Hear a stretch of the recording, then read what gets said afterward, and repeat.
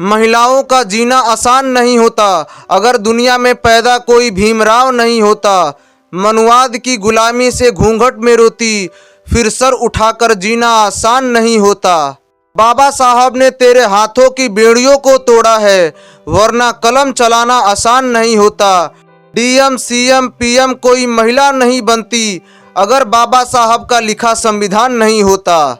हमारे समाज की लड़कियों को व्रत की नहीं, शिक्षा की जरूरत है, क्योंकि लोग डिग्रियां पूछते हैं, व्रत नहीं। बेटियों की हाथों की सुंदरता बढ़ाने के लिए उन्हें चूड़ियां नहीं कलम दीजिए, जिससे वो अपना हाथ नहीं बल्कि जीवन संवार सकें। आज चारों तरफ जय माता दी की जयकार सुनाई दे रही है, तो मेरा सवाल है कि फिर ये वृद्धा आश्रम में किसकी माताएं हैं? मैं तो इस बात से हैरान हूँ कि जय माता की जयकार आज वे भी लोग लगा रहे हैं जिसकी खुद की माँ दवा के अभाव में मर गई। आज वे भी लोग जयकार लगा रहे हैं जिसके घरों में बेटी का पैदा होना अशुभ के समान माना जाता है। क्या वे भूल गए हैं कि वे भी एक महिला के पेट से ही पैदा हुए हैं? दोस्तों, बाबा साहब कहते हैं कि अनपढ़ या कम पढ़े लिखे लोगों को एक करना आसान है, लेकिन पढ़े लिखे लोगों को संगठित करना मेंढक को तराजू में तौलने के समान है। हमारे पास भीड़ है, संगठन नहीं। वोट की शक्ति है, सत्ता नहीं। विचार है, साहित्य नहीं। खबरें हैं, अखबार नहीं। सुर्खियां हैं, मीडिया नहीं। साधन है, संसाधन नहीं। श्रम है, व्यापार नहीं। कानून है, न्याय नहीं। संविधान है, अधिकार नहीं। भूख है, भोजन नहीं। मंजिल है, रास्ते नहीं। आपको पता है कि ये सब हमारे पास क्यों नहीं है?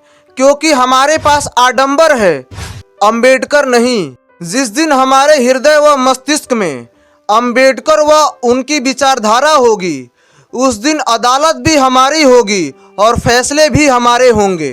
बाबा साहब कहते हैं कि हमें पूजने की नहीं, पढ़ने की जरूरत है, क्योंकि मैं मूर्तियों में नहीं, किताबों में हूँ। लेकिन आज हम क्या कर रहे हैं? बाबा साहब को केवल पूज रहे हैं, उन्हें पढ़ नहीं रहे हैं। आखिर क्यों?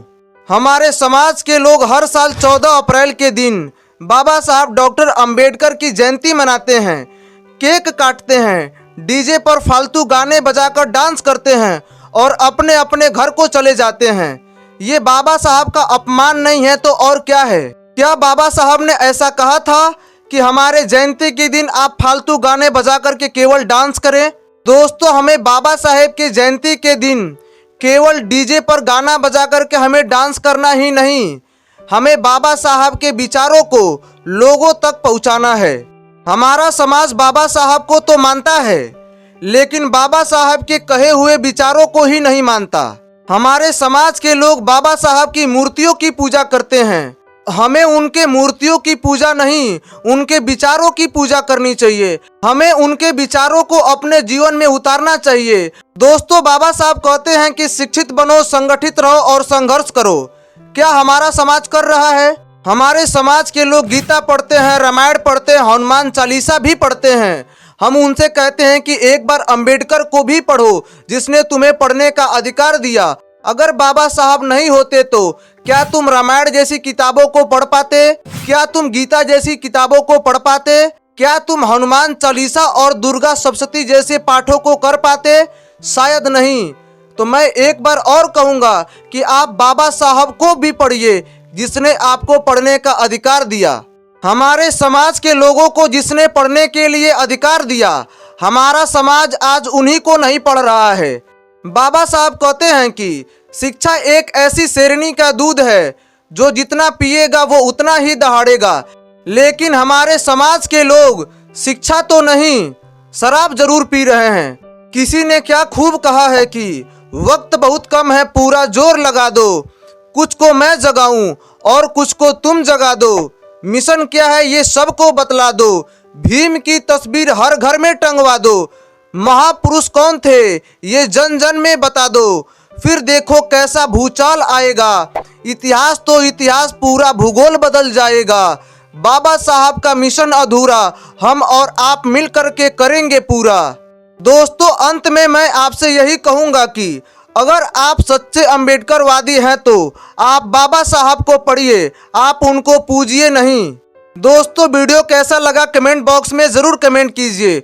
वीडियो को लाइक कीजिए, अपने दोस्तों तक इसे ज़रूर शेयर कीजिए। चैनल पर पहली बार विजिट कर रहे हैं तो चैनल को प्लीज़ सब्सक्राइब कीजिए। जय भीम, नमो बुद्धाय।